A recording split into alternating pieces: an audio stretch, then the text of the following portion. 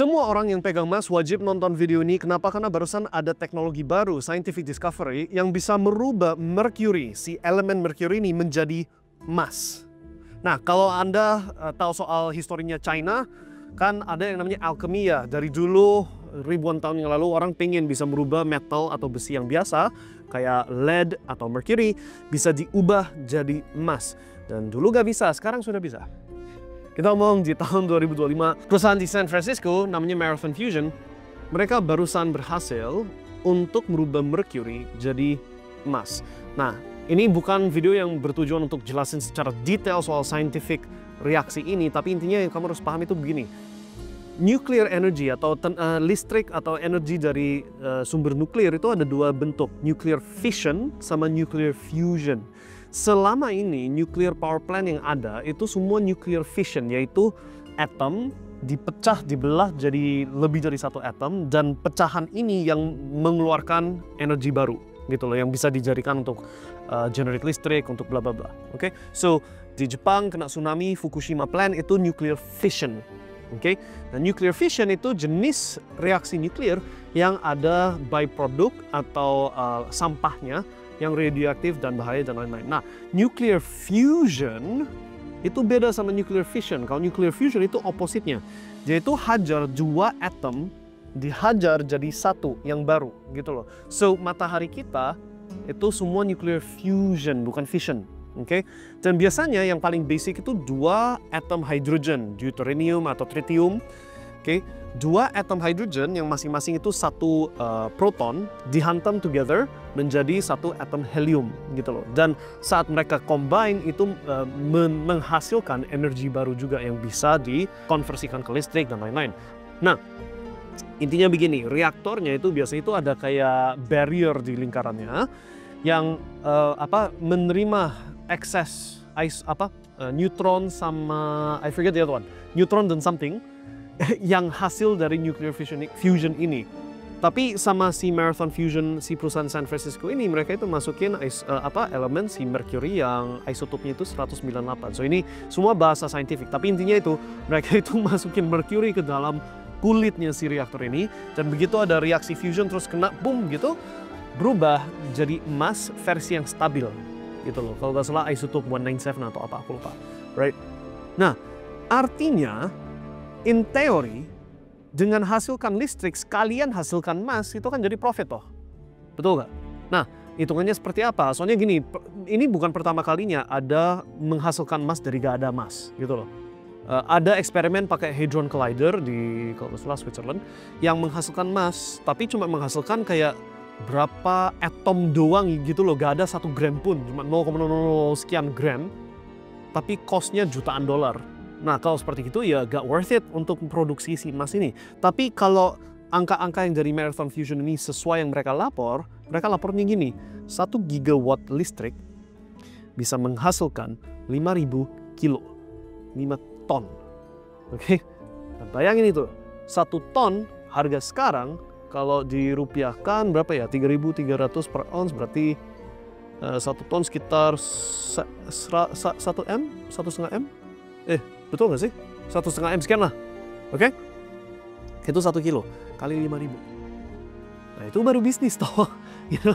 Nah, of course, asumsinya begini. Kalau mereka produksi emas sendiri, harga emas gak kena terpengaruh toh. Tapi intinya, kalau nuclear fusion reactor ini bisa merubah mercury, yang mana mercury itu elemen yang lumayan abundant, cukup banyak, right? Bisa diubah jadi emas. Ini skenario-nya mirip kayak tahu lab grown diamonds? Tahu nggak?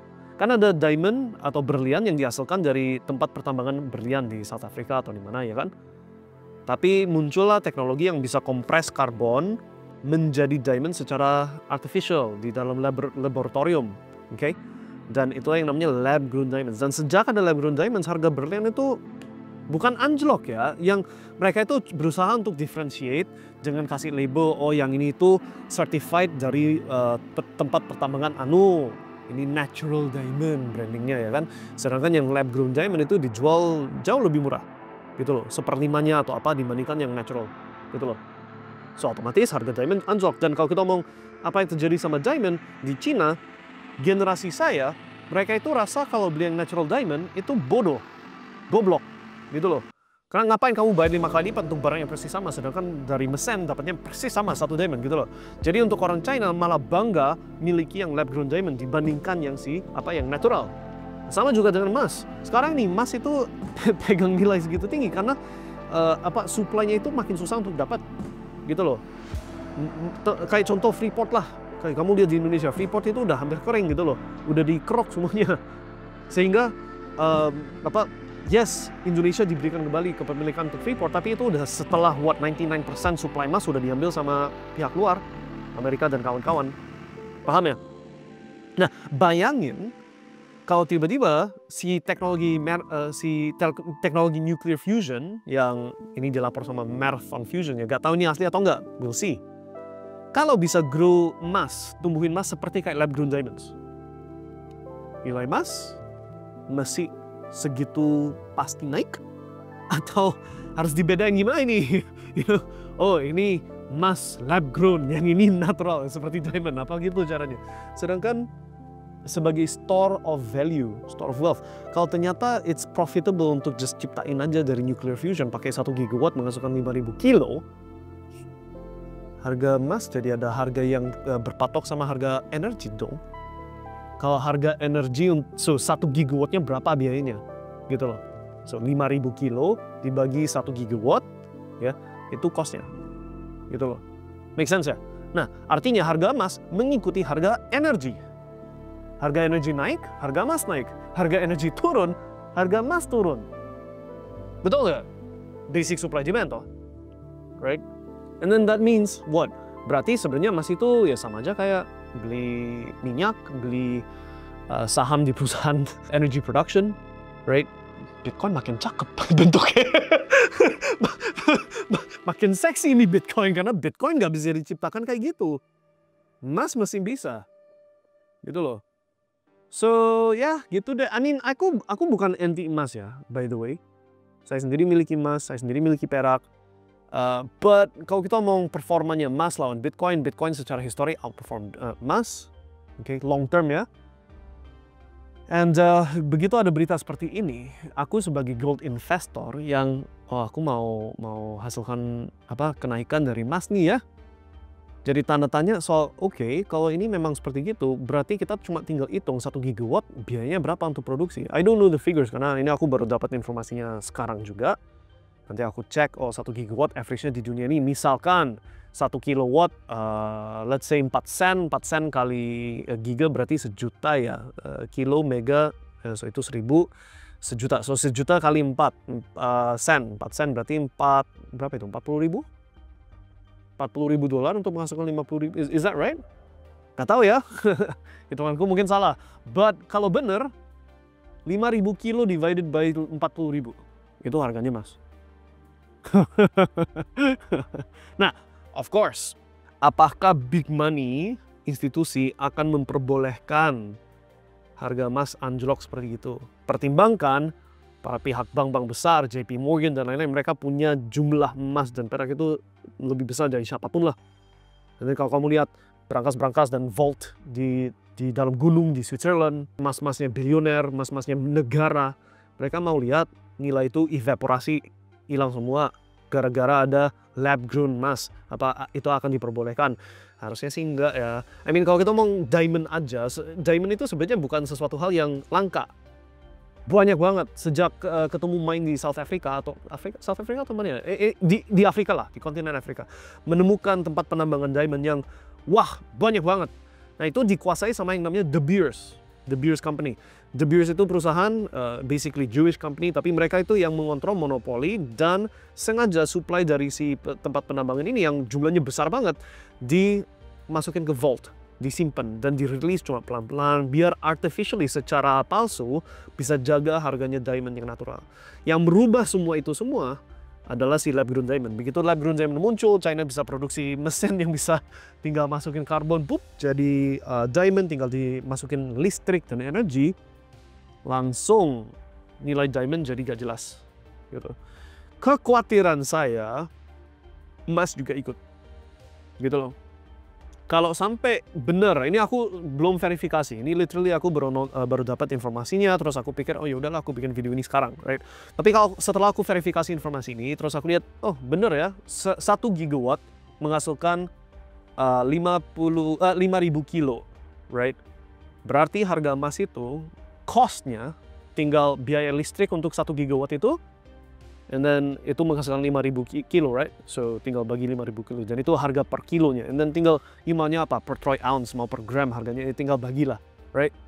Tapi itu harusnya muncul angka. And if I'm right, 1 kilowatt is sekitar 4 sen, berarti 1 megawatt sekitar $400, and then berarti 1 gigawatt sekitar $400.000, bukan 40.000, $400.000, which is sekitar 6 miliar. 6 miliar untuk 5 ton itu kayaknya kemurahan ya. Sedangkan sekarang 1 kilo aja 1,5 M. Bahkan maybe udah 2 M-an kali. I didn't check. But you get the point, right? Itu akan secara drastis menurunkan nilai emas. Asal yang dilapor jujur angkanya, asal teknologinya beneran ada, asal gak kena di lobby atau inventornya dibunuh atau apa, something like this. Asal bener-bener free market, right? You akan lihat harga emas justru collapse. But let's see. This is very new, and sepanjang sejarahnya manusia belum pernah ada sih kesempatan untuk cetak emas dari yang dulu gak ada emas jadi ada. This is the first time, right? Ini dulu impiannya zamannya Cina, emperor pengen merubah besi lead jadi emas, besi mercury jadi emas. Dari dulu pengen gitu, sekarang realitas. What a time! Kita itu berada di masa yang sangat unik toh. Udah ada robot yang bisa masak buat kita, udah ada ChatGPT yang seolah-olah kita gak perlu mikir.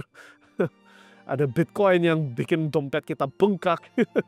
Ada komunitas VIP yang bikin kamu kaya. Wink wink, nudge nudge ya. And then you have this technology yang bisa merubah mercury jadi emas. That's amazing, you know. Let's see. I'm interested. But anyways, secara imbas, what does that mean? Well, I masih pegang emas, it's not jauh dari a significant porsi dari portfolio saya ya. It's only sekian persen, it's nggak major. Masih tetap mayoritas portfolio saya itu di Bitcoin. And ini, if anything, ini itu memperkuat argumen bahwa Bitcoin itu justru use case-nya, utility-nya lebih tinggi dari emas. Udah supply-nya terbatas, gak bisa dicetak lagi, perfect transportability, bisa lewat lolos X-ray di bandara, gampang ditukar, gampang transaksi, bisa dibelah jadi 0,000 sekian Bitcoin, gak harus 1 Bitcoin genap. It's a better asset dibandingkan emas. Lebih superior gitu loh. So for me, ini justru memperkuat utility-nya Bitcoin. Tapi ini jangan anggap aku ada bias ya. Ini aku benar-benar cuma ngomong apa adanya. Okay. At the end of the day, aku itu bukan pro Bitcoin atau gimana-gimana. Aku itu pro profit. Memihak kemanapun itu yang profit.